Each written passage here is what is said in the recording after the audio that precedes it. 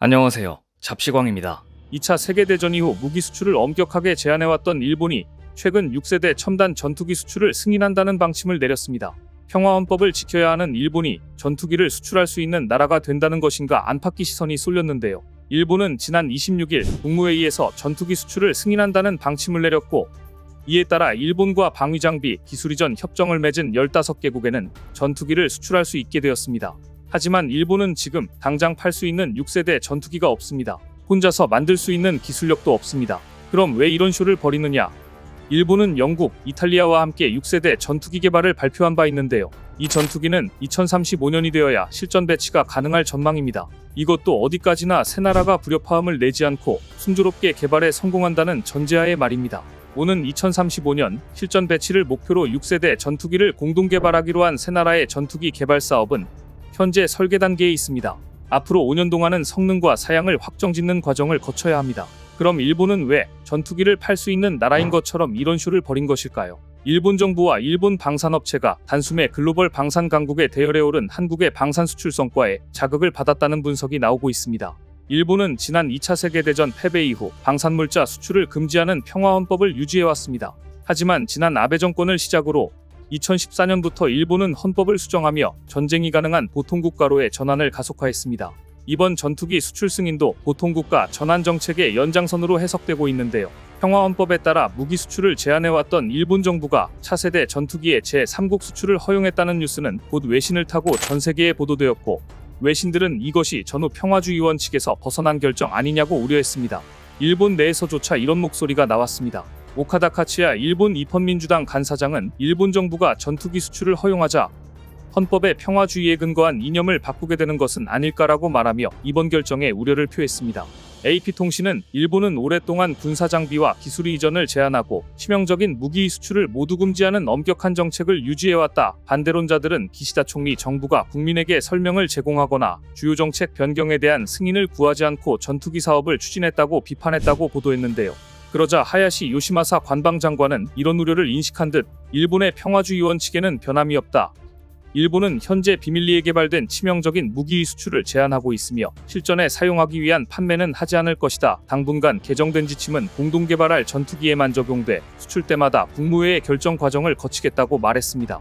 일본 정부는 지난 2014년부터 일부 비살상 군사물자를 수출하기 시작했고, 지난해 12월 일본이 라이센스 생산하고 있는 패트리엇 미사일을 미국에 수출해 미국이 우크라이나에 보내는 군수품을 대체할 수 있게 했습니다. 이때에도 일본 내부에서는 평화헌법에 위배된다며 찬반 논란이 뜨거웠습니다. 일각에서는 이처럼 평화헌법에 위배된다는 논란이 있을 것을 알면서도 일본이 전투기 수출의 길을 열어놓은 이유는 물론 중국 위협에 대응하기 위한 방안 중 하나이기도 하지만 무엇보다 이웃나라 한국의 커지는 방산 위상을 보면서 한국에 뒤처지기 싫었고, 그래서 전투기 수출 가능한 나라라는 이미지를 주고 싶었다는 분석이 나오고 있습니다. 우크라이나 전쟁 이후 세계 방산 시장이 눈에 띄게 커지고 있고, 세계 각국은 국방비를 늘리고 있습니다. 이 과정에서 한국은 2021년 폴란드의 K2, K9 등 각종 기갑 차량을 판매하는 등 세계 방산 시장에서 입지를 탄탄히 해가고 있습니다. 지난해 12월 국방부가 발표한 자료에 따르면 지난 2년 동안 한국의 방산 수출은 평균 150억 달러 이상의 수출 성과를 냈고, 특히 작년에는 폴란드 외 수출이 68%나 증가하며 수출 대상 국가가 다양해졌습니다. 전투기 수출 역시 2023년 사상 처음으로 10억 달러를 뛰어넘어 2022년에 비해 321% 증가한 10억 1천만 달러 수출액을 기록했습니다. 한국의 이런 성과를 보면서 그간 평화헌법에 가로막혀 방산 수출이 실질적으로 불가능했던 일본은 배가 아팠을 것입니다. 지금 일본 방산업체들의 사정은 더욱 안 좋습니다. 일본 방산업체들은 기껏 개발한 장비들도 일본 자위대에게만 납품이 가능하기 때문에 수출이 가능한 한국 업체들에 비해 제품 개발 시 채산성이 매우 떨어져 있습니다. 일본 업체는 방위성과 계약 시 평균 8% 정도로 이익률을 상정하고 있지만 재료비 급증 등을 이유로 실제 기업의 영업이익은 2~3% 수준에 불과합니다. 이렇다 보니 일본 업체들은 방위산업에 뛰어들려 하지 않았습니다. 하지만 최근 우크라이나 전쟁, 이스라엘 하마스 전쟁과 한국 방산업계의 성장을 눈으로 본 일본 정부는 다시 방산 생태계를 구축하려고 애를 쓰고 있는 것으로 보입니다. 방위업체 소멸이 자국 방위력 약화로 이어질 수 있다는 위기감에 자극을 받은 셈인데요. 하지만 마음만 먹는다고 하루아침에 방위산업 생태계가 만들어지는 게 아닙니다. 방산 전문가들은 일본 기업의 수출 경험 부족, 일본 내 순수한 방산업체가 없다는 점 등이 한계로 작용하면서 일본이 단시일 내 세계 방산 시장에서 목소리를 내기는 어려울 것이라고 분석하고 있습니다. 이렇게 영국, 이탈리아와 함께 차세대 전투기를 만든다는 계획은 아직 설계와 예산 확정 단계에 불과한 일본이 차세대 전투기를 제3국에 판매할 수 있게 되었다는 뉴스는 그야말로 공허한 외침입니다. 반면 한국은 벌써부터 6세대 전투기 개발을 위한 AI 엔진 개발에 착수했습니다. 최근 한화에어로스페이스는 1만 번째 엔진인 공군 TA-50 훈련기의 F404 엔진을 생산하고 항공 엔진 1만 대 출하식을 열었습니다. 출하식 이후에는 KF-21에 장착할 F414 엔진 생산을 위한 스마트 엔진 공장 착공식도 진행했습니다. 한화가 오는 2025년까지 약 400억 원을 투자해 약 5,000평 규모로 조성되는 스마트 엔진 공장은 IT 기반 품질 관리와 물류 시스템을 갖춘 지능형 공장으로 지어집니다. 한화는 엔진 1만 대 생산을 달성하면서 2030년 중후반까지 한국 정부와 함께 KF-21 엔진과 동급 수준인 1만 5천 파운드급 엔진 개발에 나서겠다고 발표했는데요. 기존에는 해외 업체 라이선스를 기반으로 국내에서 국산화 기술 협력 생산을 추진했지만 앞으로는 전투기급 독자 엔진 기술을 확보해 자주 국방을 실현시키겠다는 것입니다. 특히 2029년 약 150조 원 규모를 넘어설 글로벌 항공 엔진 시장에 한국이 본격적으로 진입해 대한민국의 미래 먹거리를 만들겠다는 보관입니다. 또한 한국은 국내 업체를 중심으로 한 항공 엔진 분야 생태계 조성에도 나서고 있습니다. 첨단 독자 엔진을 개발하고 향후 무인기와 민항기 엔진 등을 추가로 개발할 계획인데요. 한국의 궁극적인 목표는 AI와 유무인 복합 운용 등이 요구되는 6세대 전투기 엔진 핵심 기술인 엔진 일체형 전기 시동 발전기와 세라믹 복합 소재 개발 등의 기술을 확보하는 것입니다.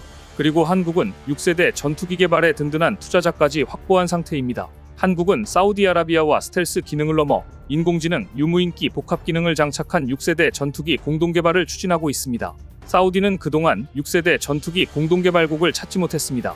영국, 이탈리아, 일본은 지난달 6세대 전투기를 공동 개발하기로 글로벌 전투항공 프로그램 조약에 서명했고 2035년까지 실전 배치할 계획이지만 사우디는 여러 차례 GCAP 참여를 희망했음에도 일본은 참여시켜주지 않았습니다. 결국 6세대 전투기 개발에 참여하고 싶어하는 사우디는 유럽 밖으로 눈을 돌렸고 한국을 찾은 것인데요. 얼마 전 한국 국방부와 국방과학연구소 고위 관계자들은 사우디를 극비에 방문한 것으로 알려졌습니다. 이때 칼레드 빈 후세이 알비알이 사우디 국방부 차관 등을 만나 6세대 전투기 공동개발에 관해 논의했다고 하는데요. 한국 정부는 6세대 전투기가 시급한 사우디에 한국이 독자 개발한 KF-21을 바탕으로 개발 기간을 대폭 줄일 수 있다는 점을 강조하면서 KF-21의 블록 3단계 성능 개량을 통해 5세대 스텔스 전투기를 개발하고 6세대인 유무인 복합체계를 만들자는 제안을 했습니다. 사우디의 긍정적인 반응에 한국은 곧 추가적인 협의를 할 예정인데요. 사우디는 이미 한국 방산무기에 대한 신뢰를 갖고 있습니다. 한국은 자체 개발한 중거리 지대공 요격 미사일인 천궁2를 사우디에 수출했는데 규모는 약 32억 달러, 4조 2,528억에 달했습니다. 한국형 전투기인 KF-21을 기반으로 추진하게 되는 한국과 사우디의 6세대 전투기 개발 사업이 성사될 경우 한국은 세계 항공 수출 시장에 커다란 비중을 차지할 것으로 전망됩니다. 오늘 준비한 소식은 여기까지입니다. 다음 2편에서는 일본 국내 방위업체들이 현실은 어떤지, 일본의 방위산업 생태계가 조만간 마련될 수 있는지 자세히 알려드립니다. 댓글을 통한 여러분들의 많은 의견 기다리겠습니다. 시청해주셔서 감사합니다.